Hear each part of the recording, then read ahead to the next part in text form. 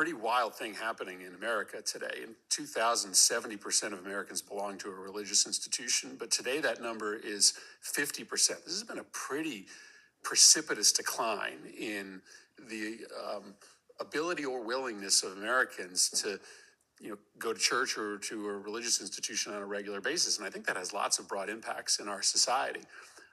But there are a lot of reasons for that. But one of them is that Americans just have less free time. When you have to work 70 hours to get the same standard of living for your family that 40 hours would have gotten you a few decades ago, you don't have time to go to Wednesday night Bible study. You might not have the ability to even attend church or services on a Sunday.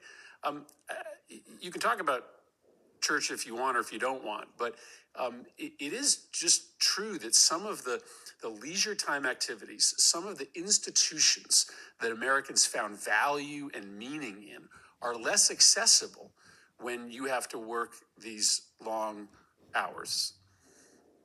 I'd love to just hear your thoughts on that.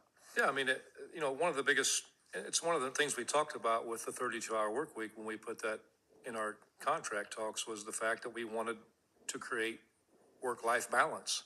And as I say, when you're working multiple jobs to live paycheck to paycheck, or you're working 7 days a week, 12 hours a day, something else is sacrificed in that, and it's what ends up happening. You have to sacrifice, ability to go to church. If it's something else to do on a Sunday, maybe you get a Sunday off and you haven't slept all week and you spend the whole day sleeping. I mean, that is a reality a lot of workers face on some of the schedules they work. And I do believe Congress has an obligation here in spending priorities and regulations. And that may be an ugly word to some people that represent business.